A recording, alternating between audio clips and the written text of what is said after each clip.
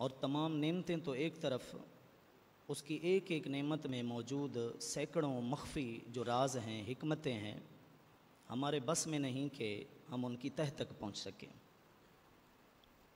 اور ہماری اس بے بسی کا بھی اس نے خود اظہار فرمایا ہے قرآن مجید سورہ ابراہیم کی آیت نمبر 34 کے اندر اور 16ویں سورہ نحل کی آیت نمبر 18 کے اندر کہ اگر تم میری نعمتوں کو شمار کرنا چاہو تو یہ تمہارا کام نہیں، تمہاری عقلوں سے ماورا ہے، یہ بات تم شمار نہیں کر سکتے۔ اور جیسے کہ اللہ رب العزت نے قرآن مجید کی 31 نمبر سورہ لقمان کی آیت نمبر 20 کے اندر فرمایا وَأَسْبَغَ عَلَيْكُمْ نِعَمَهُ ظَاهِرَةً وَبَاطِنًا کہ اللہ وہ ذات ہے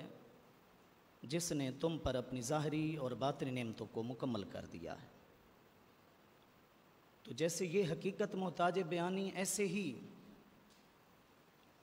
یہ حقیقت بھی کسی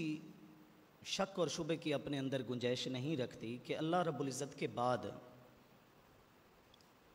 انسانیت کے جو سب سے بڑے محسن ہیں، جیسے اللہ کی نعمتیں شمار نہیں کر سکتے، اسی طرح جس ہستی کے احسانات بھی ہم شمار نہیں کر سکتے، وہ فخر موجودات، وجہ تخلیق کائنات، احمد مجتبی حضرت محمد مصطفیٰ صلی اللہ تعالی علیہ وآلہ وسلم کی ذات ہے۔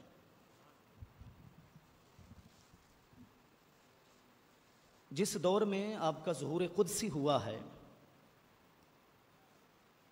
وہ باعتبار نبوت کے ایک نزاعی اور اختلافی دور تھا، لیکن آپ نے انسانوں کو تسلیم شدہ دور نبوت تک پہنچایا ہے۔ تہذیب و تمدن کے نام پر توہمات کا ایک لامتناہی سلسلہ تھا۔ آپ علیہ الصلاۃ والسلام نے تہذیب کے آداب سکھائے ہیں، تہذیب کی حقیقت سکھائی ہے، شرم و حیا کے اصول سکھائے ہیں۔ آپ علیہ الصلاۃ والسلام کے تشریف لانے کے وقت پرانی قوموں میں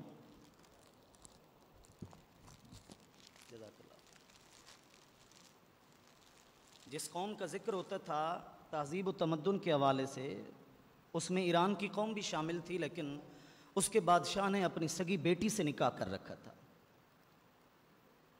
نام مہذب قوم تھا، لیکن تہذیب کے نام پر جو بد تہذیبی تھی اس کی ایک یہ واضح مثال ہے۔ لیکن آپ علیہ الصلاۃ والسلام نے اغیار کی بیٹیوں کے بھی سر پر دوپٹہ اوڑھ کر چادر کی تصویر ہمیں سمجھائیے۔ شریعت کے نامکمل دور سے انسانوں کو نکال کر کامل محفوظ شریعت کے دور تک انسانوں کو پہنچایا ہے۔ تحریف کے ادوار سے نکال کر محفوظ دین کی طرف آپ علیہ الصلاۃ والسلام انسانوں کو لے کر آئے ہیں۔ تو جیسے اللہ کی نعمتوں کا شمار ہم نہیں کر سکتے، آپ علیہ الصلاۃ والسلام کے ان عظیم احسانات کو بھی ہم نہیں پہچان سکتے، ان کی حقیقت تک ہم نہیں پہنچ سکتے۔ ان احسانات کو بیان کرنے کی جہتیں بھی مختلف ہیں، ان احسانات کے ذکر کے زاویے بھی مختلف ہیں،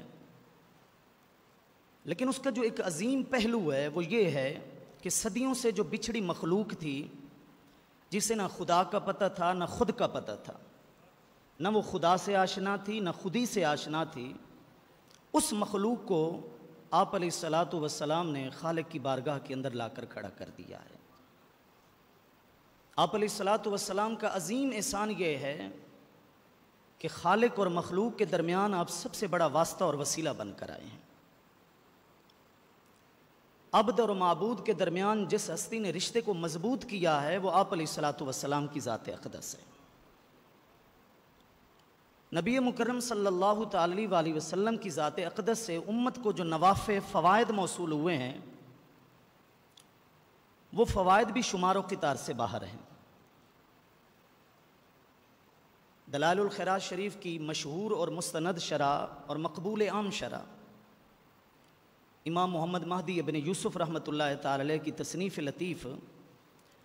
جن کی وفات 1052 ہجری کے اندر ہوئی ہے یا بربنا اختلاف روایت 1109 ہجری کے اندر ہوئی ہے، مسرات کے صفحہ نمبر 7 کے اوپر یہ بات لکھی ہے، هو الواسطۃ العظمیٰ بین اللہ سبحانہ وتعالی و بین العباد وجمیع النعم الواصلۃ الیہم التی اعظمها لہدایۃ الاسلام انما ہی ببرکتہ وعلی یدہ صلی اللہ تعالی علیہ وآلہ وسلم، کہ بندوں اور معبود کے درمیان جو سب سے بڑا واسطہ ہے وہ آپ علیہ الصلوۃ والسلام کی ذات اقدس ہے، اور تمام تر نعمتیں جو خالق کی طرف سے مخلوق کو مل رہی ہیں، اور ان میں سب سے عظیم نعمت جس کی وجہ سے دیگر نعمتوں کا صحیح معنوں میں احساس ہوتا ہے وہ اسلام کی ہدایت ہے، وہ ایمان کی توفیق ہے۔ تمام تر نعمتیں اور بالخصوص ہدایت اسلام کی نعمت بھی اگر ملی ہے تو یہ بھی آپ علیہ الصلوۃ والسلام کے دست اقدس سے ملی ہے۔ اس حوالے سے آپ علیہ الصلوۃ والسلام کا ہم پر وہ احسان ہے کہ ساری زندگی ہم اس احسان کو ادا نہیں کر سکتے، اس کا حق ادا نہیں کر سکتے۔ اور یہ فکر، یہ سوچ کوئی محض کتابوں کا، خطابوں کا حصہ نہیں ہے۔ حقیقت یہ ہے کہ یہ فکر اور یہ سوچ اس جماعت کی سوچ ہے جن کی آنکھوں کے سامنے وحی الہی نازل ہوئی ہے، جن کی آنکھوں کے سامنے سورج پلٹا ہے، جن کی آنکھوں کے سامنے چاند ٹوٹا ہے، جن کی آنکھوں کے سامنے جڑوں سے درخت اکھڑ کر حضور کی بارگاہ میں آ کر کلمہ انہوں نے پڑھا ہے۔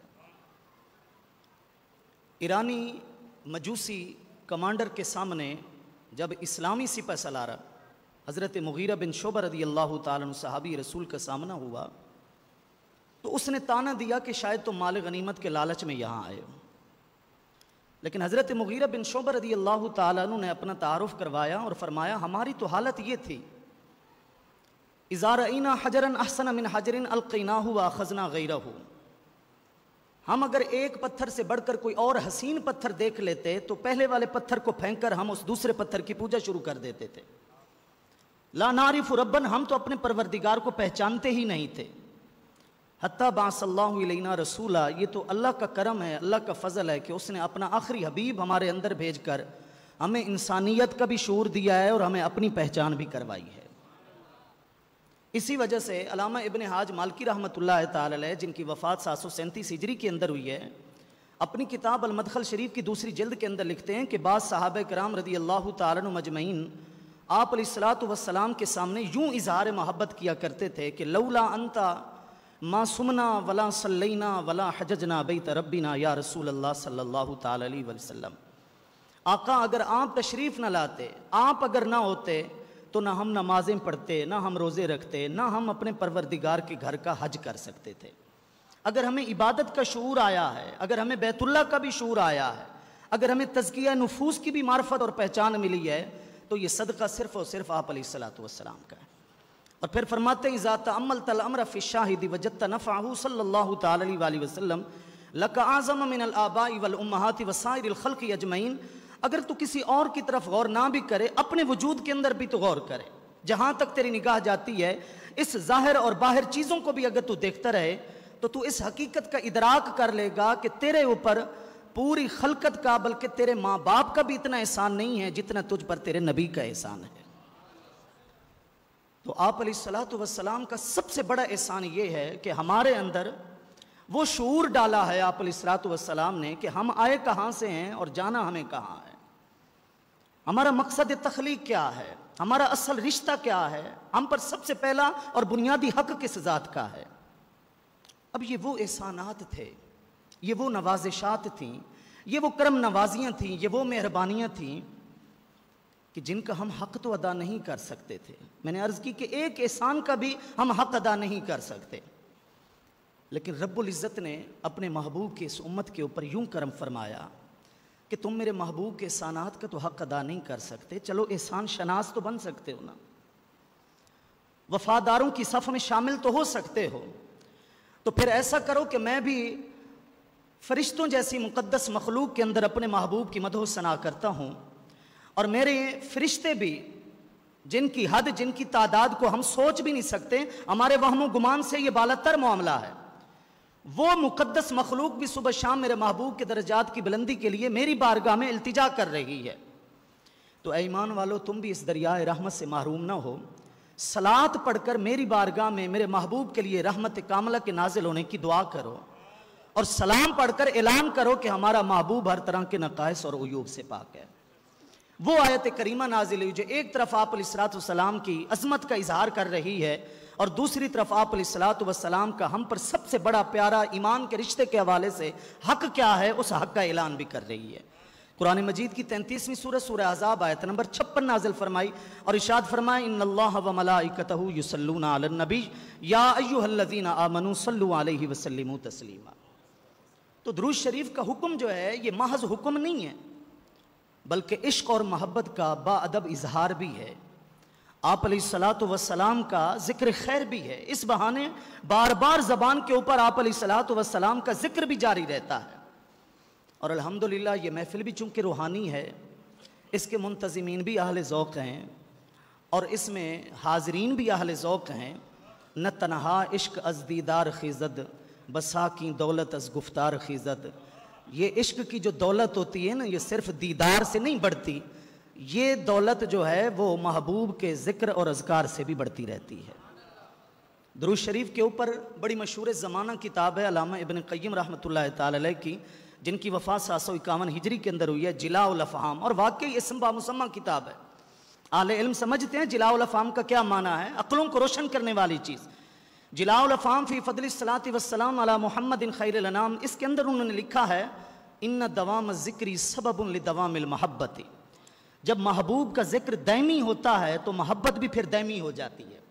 فالذکر للقلب کالماء للزرع بل کالماء للسمک لا حیات لہ الا بہ۔ یوں سمجھو کہ محبوب کا ذکر محب کے دل کے لیے، محب کی روح کے لیے اس طرح ہے جیسے کھیتی کے لیے پانی ہے جس کے بغیر وہ بنجر زمین ہے، اس میں کچھ اگنے کی صلاحیت تک ختم ہو جاتی ہے۔ فرماتے ہیں بلکہ یوں سمجھو کہ جیسے مچھلی کے لیے پانی ہے، لا حیات لہ الا بہ، مچھلی کی حیات کا پانی کے بغیر کوئی تصور ہی نہیں ہے۔ تو محبوب کا جو ذکر ہے وہ محب کے لیے، اس کے دل کے لیے، اس کی روح کے لیے در حقیقت حیات ہی ہے، زندگی ہے، کیونکہ فروحہ صلی اللہ تعالی وآلہ وسلم اصل الارواح وجسدہ صلی اللہ تعالی وآلہ وسلم اصل الاجساد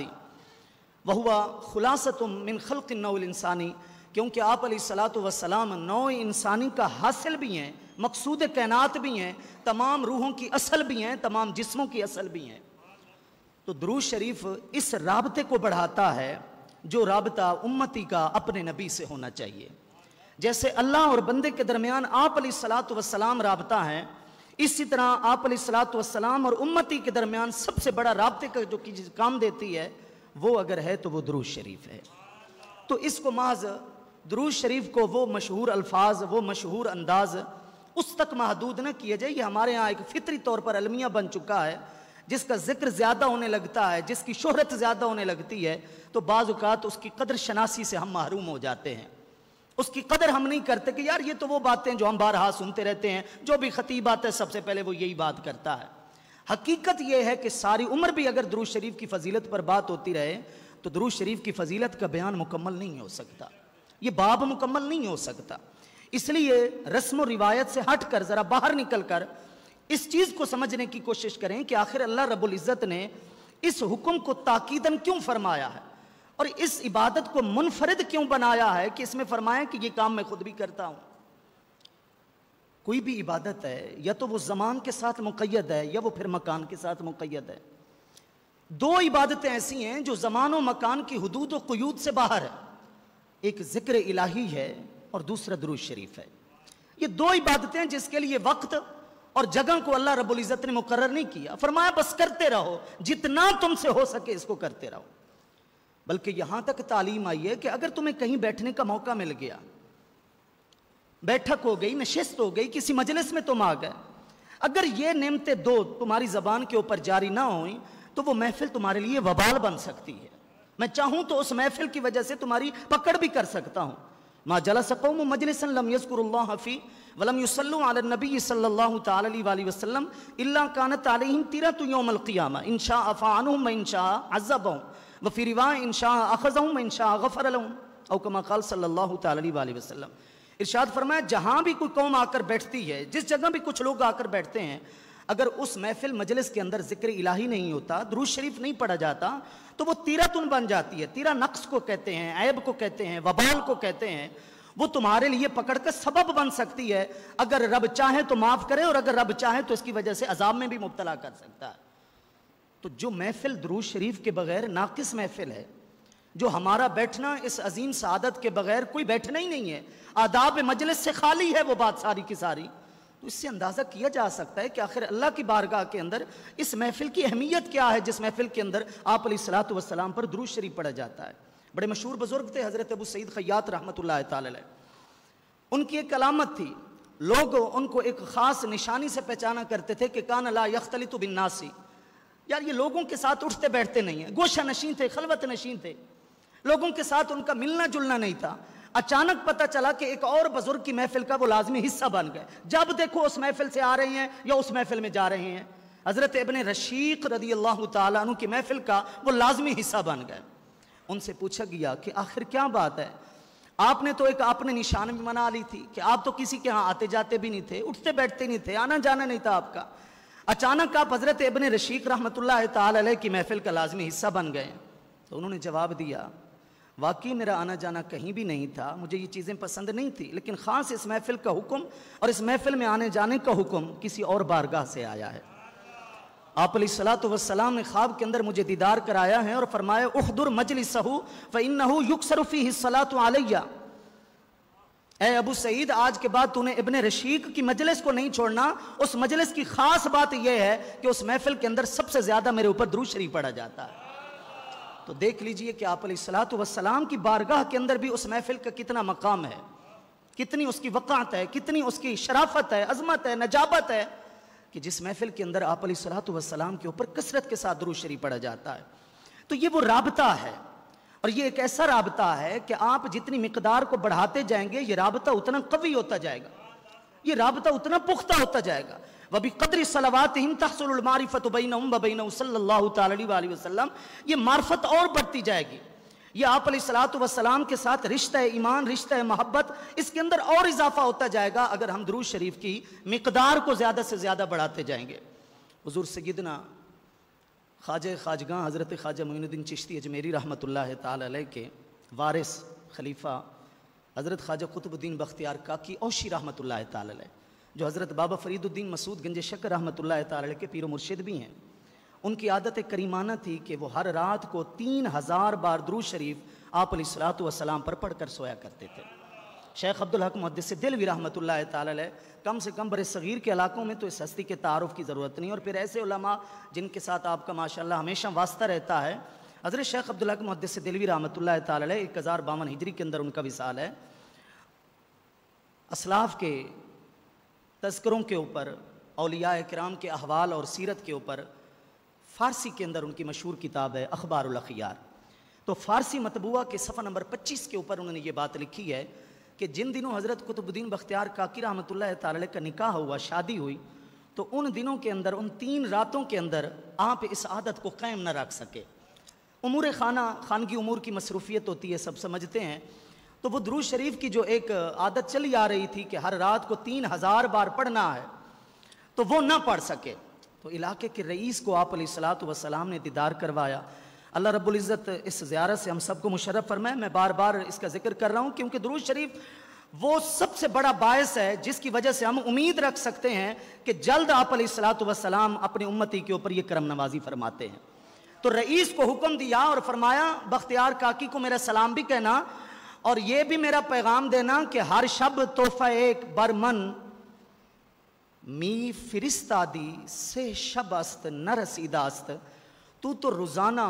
ہر رات کو میرے لیے درود شریف پڑھا کرتا تھا، 3 راتیں گزر چکی ہیں، تیرا تحفہ ابھی تک میری بارگاہ میں پہنچا نہیں ہے۔ اس سے آپ اندازہ کیجئے کہ اس خاص عبادت کا مقام کیا ہے، اور آپ علیہ الصلوۃ والسلام اپنے امتی کے اوپر اس کی وجہ سے کتنی کرم نوازی فرماتے ہیں۔ فرائض و واجبات کے بعد اتباع خداوندی اور اطاعت رسول صلی اللہ تعالی علیہ وسلم کے بعد مندوبات اور مستحبات میں، دیگر اطاعات میں، تمام اوراد میں، تمام وظائف میں، تمام سلوک کی منازل میں اگر سب سے بڑھ کر اگر کوئی درجہ ہے تو وہ درود شریف کا درجہ ہے۔ آپ تمام سلاسل تصوف کے طور طریقوں کو، ان کی منازل کو، ان کے مقامات کو، ان کے درجات کا مطالعہ کریں، اس کے بغیر منزلیں طے نہیں ہوتی، اس کے بغیر روحانیت میں ترقی نہیں آتی۔ شاہ ولی اللہ محدث دہلوی رحمۃ اللہ تعالی علیہ کے والد ماجد حضرت شاہ عبد الرحیم علیہ رحمہ فرماتے تھے بہا وجدنا ما وجدنا، ہم نے جو کچھ بھی پایا ہے، اللہ کا جتنا قرب بھی ملا ہے، ملا اس درود شریف کی وجہ سے ہے، اس درود شریف کے صدقے میں ملا ہے۔ حضرت علامہ اقبال، ڈاکٹر علامہ اقبال شاعر مشرق،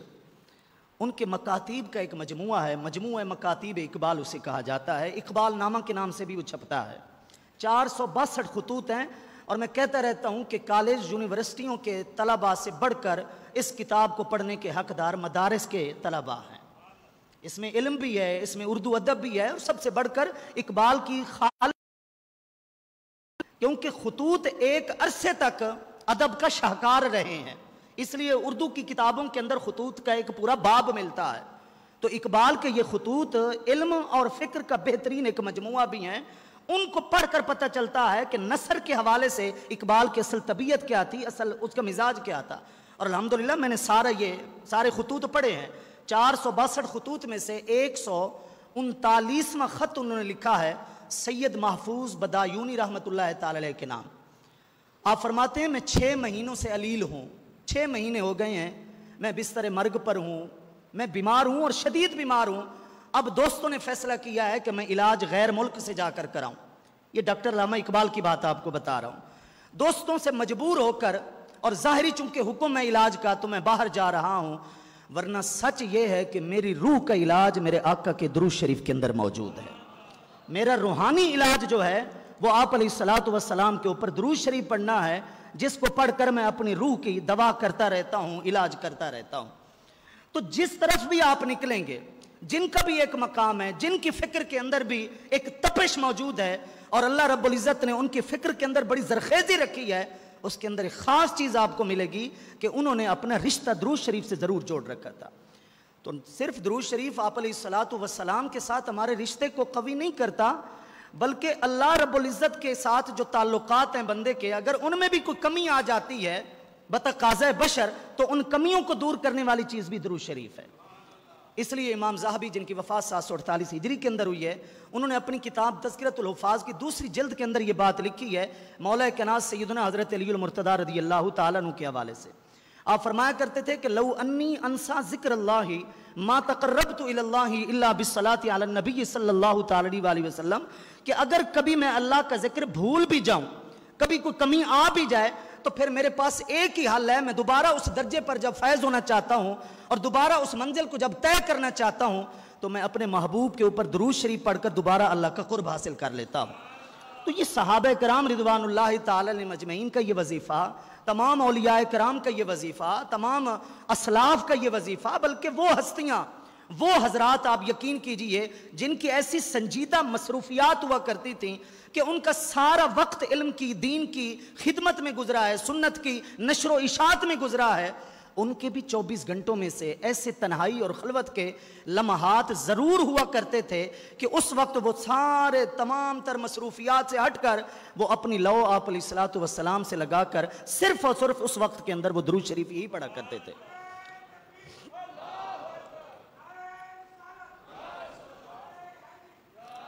آپ دیکھیے پوری فقہ کے بانی ہے،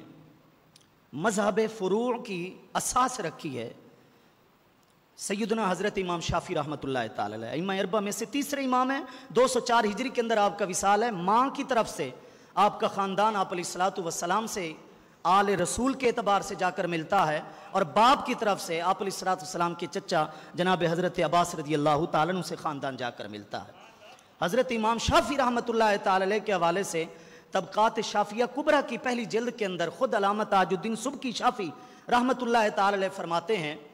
آپ فرماتے ہیں کہ ہمارے علاقے کے ایک بزرگ تھے جن کا نام تھا حضرت ابن بیان اصبہانی رحمۃ اللہ تعالی علیہ۔ اب یہ بات ذرا توجہ سے سنیے کہ وہ علماء جن کو بظاہر ہم خاص ایک علماء کی صف میں شمار کرتے ہیں، دور حاضر میں علم کی بھی، علم دین کی بھی تشریح کی حقیقی ضرورت ہے کہ وہ صرف علماء نہیں تھے، بس وہ ایک تقسیم تھی نہیں جو ہو گئی، اور ہمارے لیے ایک لمحہ فکریہ ہے کہ علماء اور صوفیاء نے صفیں الگ الگ کر لیں کہ یہ جناب ظاہر والے ہو گئے اور یہ باطن والے ہو گئے۔ حقیقت یہ ہے کہ وہ شریعت کے بھی علماء تھے، وہ طریقت کے بھی علماء تھے، لیکن ان کی خدمات چونکہ غلبہ جو ہے وہ ہمارے سامنے ایک کتابی صورت میں، مسائل کی صورت میں آیا تو ہم نے ان کو علماء کی صف میں شامل کر لیا، ورنہ روحانیت کا کون سا درجہ تھا جن پر اللہ نے اس وقت کے علماء کو فائز نہیں فرمایا تھا؟ وہ بیک وقت صوفیاء بھی تھے، وہ اس وقت علماء بھی تھے۔ تو حضرت امام شافعی رحمۃ اللہ تعالی علیہ کے بارے میں حضرت ابن بیان اصبہانی رحمۃ اللہ تعالی علیہ نے خواب میں آپ علیہ الصلاۃ والسلام سے سوال کیا اور عرض کی، یا رسول اللہ صلی اللہ تعالی علیہ وسلم، میں جن کا پیروکار ہوں حضرت امام شافعی رحمۃ اللہ تعالی علیہ، ہوا ابن عمی کا، وہ آپ کے چچا کی اولاد سے ہیں، آخر اتنا قرب ہے آپ کا نسبی طور پر، خاندانی طور پر، حل خصصتہ بشیء، حل نفعتہ بشیء، کیا آپ کی ذات سے ان کو کوئی خاص کرم بھی پہنچا ہے، کوئی نفع بھی پہنچا ہے؟ آپ نے ان کی کوئی تخصیص بھی کی ہے؟ آپ کی وجہ سے جو ہے اللہ کی بارگاہ کے اندر کوئی خصوصیت ان کو حاصل ہوئی ہو؟ آپ علیہ الصلوۃ والسلام نے ارشاد فرمایا، نعم سألت اللہ اللہ یحاسبہ، میں نے اللہ کی بارگاہ میں شفاعت اور سفارش کر دی ہے کہ اے اللہ میرے اس امام شافعی سے تو نے حساب نہیں کرنا، بے حساب اس کی بخشش کر دینی ہے۔ حضرت ابن بیان عرض کرنے لگے، یا رسول اللہ صلی اللہ تعالی علیہ وسلم، اس خاص کرم نوازی کی وجہ کیا ہے؟ تو آپ علیہ الصلوۃ والسلام نے ارشاد فرمایا، کان یصلی علیہ لم یصلی علیہ احد مثلہا، وہ ان الفاظ سے میرے اوپر درود شریف پڑھا کرتے تھے جس انداز سے کوئی اور درود شریف نہیں پڑھتا تھا۔ حضرت امام شافعی رحمۃ اللہ تعالی کی بات ہو رہی، یہ درود شریف میں نے خطبے کے اندر بھی پڑھا ہے، اور درود ابراہیمی کے بعد بعض علماء کے نزدیک سب سے زیادہ فضیلت بھی اسی درود شریف کی ہے۔ کون سا ہے؟ حضرت ابن بیان اصبہانی کہتے ہیں، میں نے پوچھ لیا یا رسول اللہ صلی اللہ تعالی علیہ وسلم، وہ کون سا ایسا بے مثال درود شریف آپ کے اوپر پڑھا کرتے تھے کہ آپ فرما رہے ہیں کہ اس جیسا انداز کسی اور نے اختیار ہی نہیں کیا؟ آپ نے فرمایا وہ میرے لیے یوں درود شریف پڑھا کرتے تھے کہ اللہم صلی علی محمد کلما ذکرہ الذاکرون وصلی علی محمد کلما غفل عن ذکرہ الغافلون۔ یہ درود شافعی کے نام سے بھی مشہور ہے، درود شریف کی کتابوں میں یہ درود شافعی کے نام سے بھی مشہور ہے، اور اس کی وجہ یہی ہے، اور اس کا آپ مضمون سنیں، اہل علم سے معذرت جو طلباء بیٹھے ہیں، احباب بیٹھے ہیں، اس کا آپ مضمون سنیں۔ وہ فرماتے تھے کہ اے اللہ، جب تیرے محبوب کو یاد کرنے والے یاد کر رہے ہوں نا، تب بھی میری حاضری قبول کرنا، اس وقت بھی میں درود شریف پڑھ رہا ہوں، اور بتقاضۂ بشر کسی لمحے میں اگر کوئی حضور کی یاد سے غافل ہو جائے، میں غافل نہیں ہوں، اس غفلت کی حالت میں میرا درود شریف پھر بھی پہنچتا رہے۔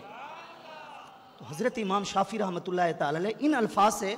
درود شریف پڑھا کرتے تھے، اور یہ دیکھیے کہ آپ علیہ الصلوۃ والسلام کی بارگاہ میں یہ درود شریف کس طرح مقبول ہوا، حالانکہ ان کی اور بھی خدمات ہیں، ان کی خدمات میں کس کو کیا شک ہو سکتا ہے، لیکن خاص جو وصال کے بعد ایک چیز ان کی فضیلت کے لیے سامنے آئی وہ درود شریف ہے۔ تو اس سے پتہ چلا کہ یہ محض بیان نہیں ہے کہ کوئی نعت خواں آیا اور اس نے آپ کو کہا جی پہلے درود شریف پڑھیں، ہم نے پڑھنا شروع کر دیا، جی کوئی خطیب آیا جی اس نے بھی خطبے کے اندر آپ کو حکم دے دیا جی درود شریف سب سے پہلے پڑھیں، ہم نے درود شریف پڑھ دیا، نماز میں پڑھ لیا، چلو محفل کا اختتام ہوا، سیدی اعلیٰ حضرت علیہ رحمہ کا لکھا ہوا کلام مصطفیٰ جان رحمت پہ لاکھوں سلام، ہم نے وہ پڑھ دیا، یا کسی اور ہمارے بزرگ کا لکھا ہوا کلام ہے وہ ہم نے پڑھ لیا۔ تو کیا مطلب اگر یہ مواقع ہماری زندگی میں نہ آئیں، کچھ دن گزر جائیں اور یہ مواقع ہماری زندگی میں نہ آئیں، تو کیا مطلب ہے کہ اس عادت سے پھر ہماری زندگی محروم رہے گی؟ اس مسئلے کا اصل حل یہ ہے کہ آپ جتنے بھی مصروف ہیں آپ کی مصروفیات میں سے وہ لمحے ضرور ہونے چاہیے کہ جب آپ علیہ الصلوۃ والسلام کے احسانات ہیں، طائف کا زمانہ ہے، ایمان کی خاطر، پیغام توحید کی خاطر، اس امت کی خاطر آپ علیہ الصلوۃ والسلام نے دلوں کو دہلا دینے والی جو مشقتوں اور تکالیف کا سامنا کیا ہے، ان تکالیف کو یاد کر کسی کونے میں بیٹھ کر، کسی نماز کے بعد ذرا فراغت اور فرصت کی حالت میں بیٹھ کر آپ وہ احسانات بھی یاد کریں، اور اس ذوق کی حالت میں جب آپ درود شریف پڑھیں تب ہمیں شاید احساس ہوگا کہ اللہ نے اس درود شریف پڑھنے کے اندر لطف کتنا رکھا ہے۔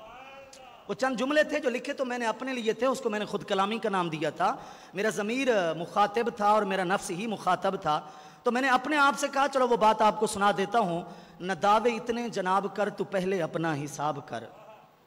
تیرا عشق رسول خدا کرے قبول، میں تجھ سے بدگمان نہیں، اتنا بھی گیا انسان نہیں، تم سے میرا سوال ہے، کھٹکتا رہتا خیال ہے، راز بھی اب راز رہا نہیں، سچ ہی بتا شرما نہیں، انا سے اپنی جہاد کر کے، جہاں سے خود کو آزاد کر کے، نبی کے احسان یاد کر کے کبھی ان کے غم میں رویا بھی ہے؟ انا سے اپنی جہاد کر کے، جہاں سے خود کو آزاد کر کے، نبی کے احسان یاد کر کے کبھی ان کے غم میں رویا بھی ہے؟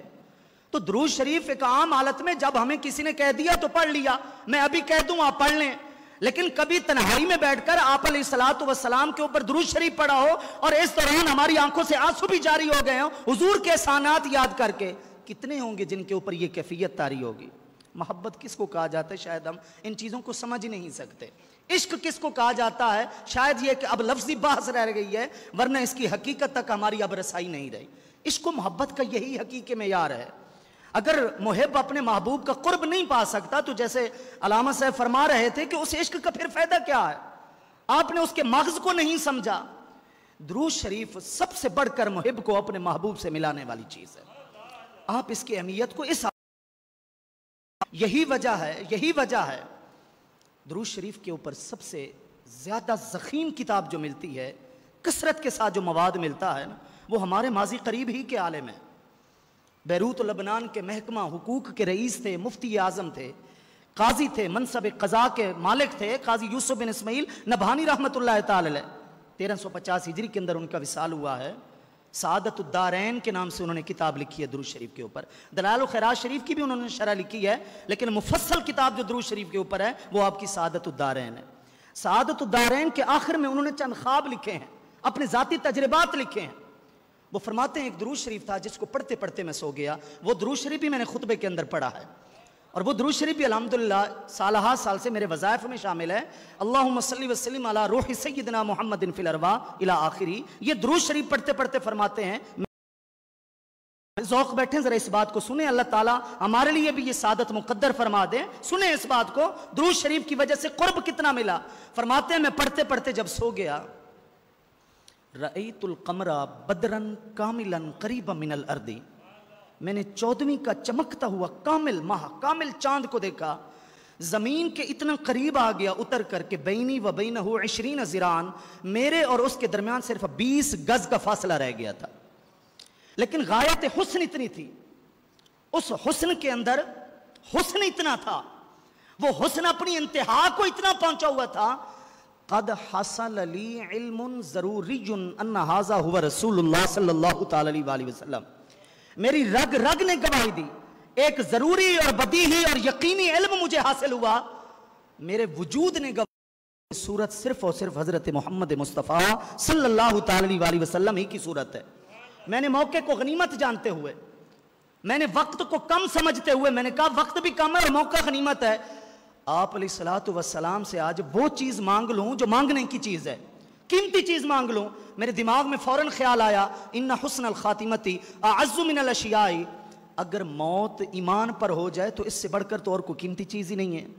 انما الاعمال بالخواتیم، اگر خاتمہ ایمان کے اوپر ہو جائے اس سے بڑھ کر تو کوئی قابل قدر چیز ہی نہیں ہے۔ میں نے فوراً عرض کی، اسألک الوفاۃ علی الایمان یا رسول اللہ صلی اللہ تعالی علیہ وسلم، کررت ذالک مرارا، میں بار بار یہ عرض کرتا رہا، استغاثہ کرتا رہا، آقا میں آپ سے سوال کرتا ہوں کہ میری موت اور میری وفات ایمان کے اوپر ہو جائے۔ فرماتے ہیں آپ علیہ الصلوۃ والسلام نے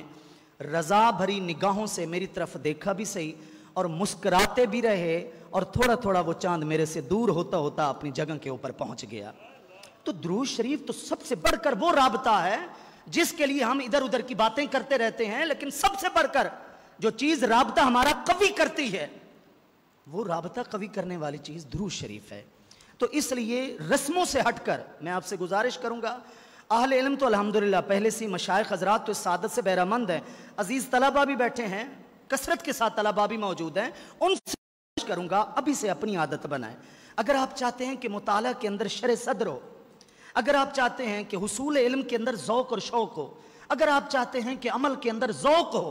اور آپ کو علم حاصل کرنے کی سچی لگن اور جستجو نصیب ہو، ابھی سے اپنی عادت بنائیں، پڑھتے بھی رہیں، لیکن ان میں سے، ان پڑھائیوں میں سے، ان کتابوں میں سے تھوڑا سا وقت جب آپ کو نماز پڑھتے ہیں، کوئی ایک نماز جس کے بعد تھوڑی سی فرصت ہو، پڑھائی کی مصروفیت نہ ہو، مطالعہ کا وقت نہ ہو، لیکن کچھ دیر کے لیے الگ ہو کر آپ بیٹھ جائیں جس میں صرف اور صرف آپ علیہ الصلوۃ والسلام کے اوپر آپ درود شریف پڑھتے رہیں۔ علم کے اندر برکت ہوگی، مطالعہ کے اندر شرح صدر جیسی دولت نصیب ہوتی ہے۔ حضرت ملا علی قاری حنفی رحمۃ اللہ تعالی علیہ ہمارے فقہ حنفی کی بہت بڑے عالم، کون سا فن ہے، کون سا ایسا موضوع ہے علم کا جس کے اوپر آپ نے قلم نہیں اٹھایا؟ 1014 ہجری کے اندر آپ کا وصال ہے۔ مرقات المفاتیح شرح مشکات المصابیح کی 8ویں جلد کے اندر لکھتے ہیں کہ جب میں نے مطالعہ کیا قلب اور لسان کے متعلق احادیث کا، زبان اور دل کے متعلق احادیث کا، تو مجھے ایک عجیب قوی شبہ جو ہے وہ طاری ہو گیا میرے دل کے اوپر۔ لم یظہر لی مدت من الزمان، ایک عرصے تک میں اس میں مبتلا رہا اور وہ شبہ مجھ سے دور نہ ہوا آسانی سے۔ حتی الہمنی اللہ تعالی ببرکت الصلاۃ علی النبی صلی اللہ تعالی علیہ وسلم، یہاں تک کہ اس شبہ کو دور کرنے کے لیے اللہ نے میرے دل کے اوپر القاء فرمایا اور الہام کیا۔ کیوں؟ کہ آپ علیہ الصلاۃ والسلام کے اوپر درود شریف کی برکت سے۔ تو عوام ہیں یا طلباء ہیں، میں ان سب سے گزارش کروں گا کہ جو جس نیت سے، جو جس مقصد کے لیے بھی اس کو دامن کے ساتھ مضبوطی سے تھام لیتا ہے نا، آپ یقین کیجئے اللہ رب العزت اس کی وہ آرزو، اس کی وہ حاجت، اس کا وہ مقصد پورا فرما دیتا ہے۔ وہ فوائد جو ورد اور وظیفوں کے حوالے سے مختلف اور متفرق فوائد ہیں، اللہ رب العزت نے وہ سارے فوائد سمیٹ کر اس درود شریف کے اندر رکھ دیے ہیں۔ اس لیے جن حضرات نے اس موضوع پر کتابیں لکھی ہیں، ان حضرات نے خلاصے کے طور پر لکھا ہے کہ ان الاکثار من الصلاۃ یقوم مقام الشیخ المربی،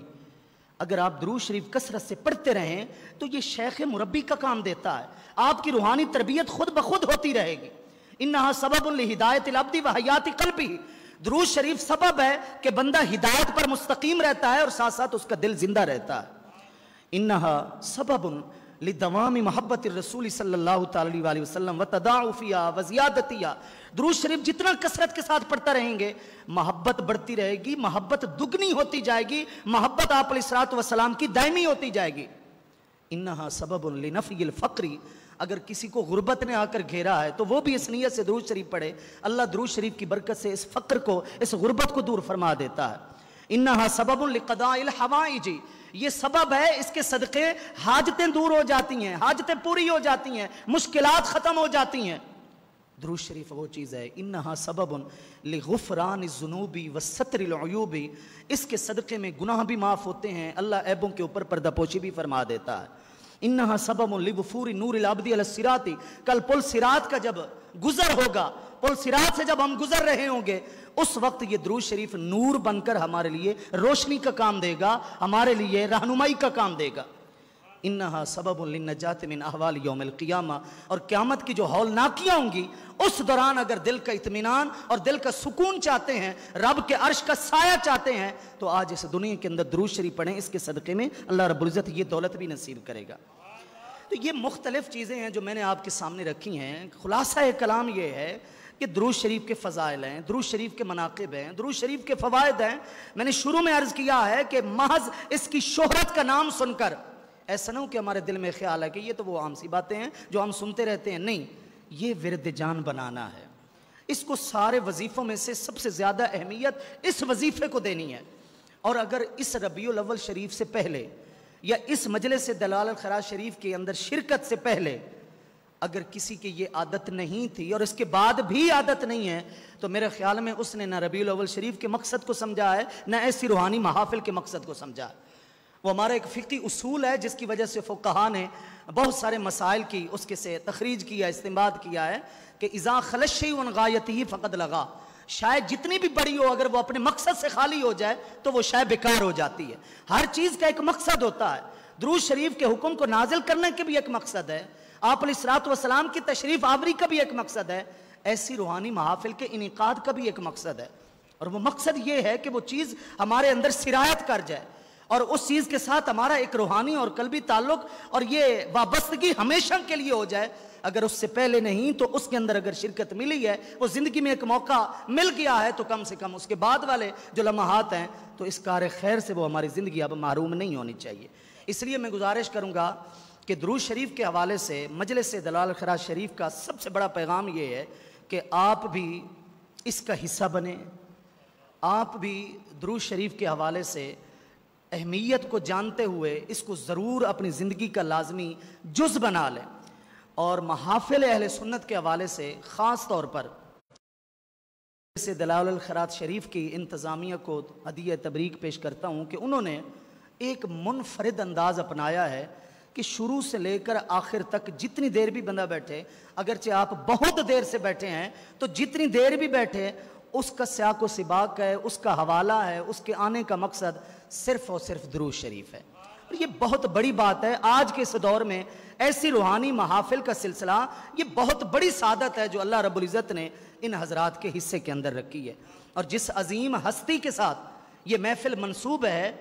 وہ خود بھی عظیم تھے، ان کی لکھی ہوئی کتاب بھی عظیم، وہ محض کو اللہ معاف کرے کوئی شہرت کے لیے کتابیں نہیں لکھی انہوں نے، ان کے یہ خلوص کا ایک نچوڑ تھا جو ہمارے سامنے دلائل الخیرات شریف کی صورت کے اندر آیا ہے۔ آپ دیکھیے مشہور جو بات ہے، سبب جو تالیف ہے اس کتاب کے لکھنے کی جو وجہ ہے وہ آپ علماء سے سنتے رہتے ہیں، غالباً 20ویں یا 22ویں جو ہے یہ نشست ہے، تو جو بھی اہل علم باہر سے آتے ہیں وہ حضرات کم از کم اس پر تو ضرور بات کرتے ہیں۔ تو باتیں جو کی جا چکی ہیں ان کو دہرانے کی بجائے میں ایک بات عرض کرنا چاہتا ہوں کہ آپ نے کبھی اس سبب کے اندر غور کیا ہے کہ وہ ایک بچی جس نے اپنا لعاب ڈالا تھا کنویں کے اندر درود شریف پڑھ کر، وہ درود شریف وہی ہے جو صلاۃ البیر کے نام سے غالباً دلائل الخیرات شریف کے 7ویں جز کے اندر موجود ہے، اور وہ درود شریف بھی میں نے خطبے کے اندر پڑھا ہے، اللہم صلی علی سیدنا محمد وعلی آل سیدنا محمد صلاۃ دائمۃ مقبولۃ تؤدی بہا عنا حقہ العظیم۔ یہ درود شریف پڑھ کر جو اس نے لعاب ڈالا اور کنویں کا پانی باہر آیا، اور حضرت شیخ ابو عبداللہ محمد بن سلیمان جزولی، سملالی، مالکی، شاذلی اور خاندانی اعتبار سے الحسنی رحمۃ اللہ تعالی علیہ نور اللہ مرقدہ نے وضو بھی فرمایا اور نوش بھی فرمایا، یہ ساری بات آپ سنتے رہے ہیں، لیکن مجھے یہ کہنا ہے کہ کچھ زیادہ عرصہ تو نہیں گزرا، 869 یا راجح روایت کے مطابق 870 ہجری کے اندر آپ کا وصال ہے، اور یوں سمجھے اب 572 برس بیت چکے ہیں، 5 صدیاں پہلے کی بات ہے،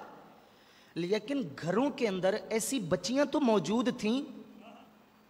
ہماری بیٹیاں، مومنین کی بیٹیاں، مسلمانوں کے بچے، خود تو وہ خود رہے لیکن ان کی گھروں کے اندر جو ایک تربیت کی جا رہی تھی،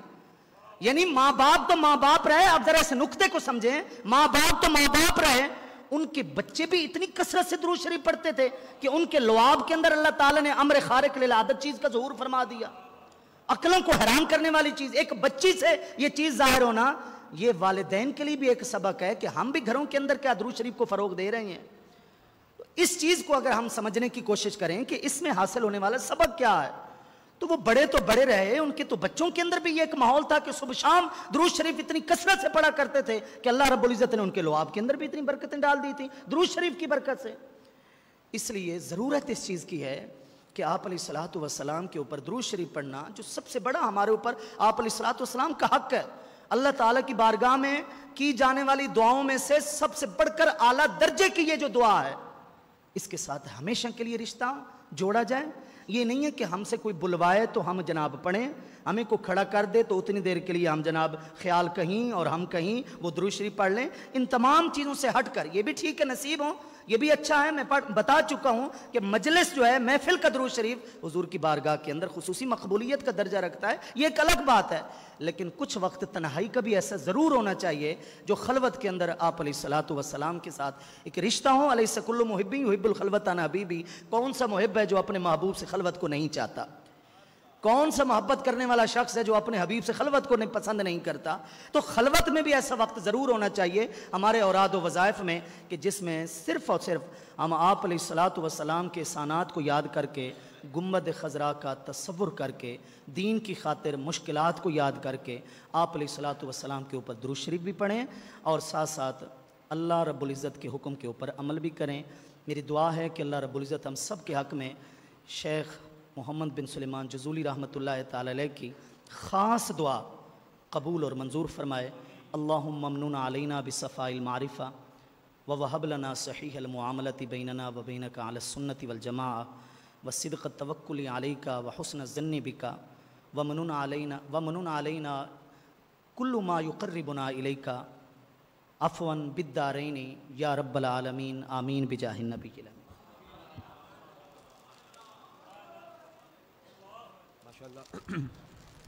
ماشاءاللہ بڑے ہی خوبصورت انداز میں حضرت گفتگو فرما رہے تھے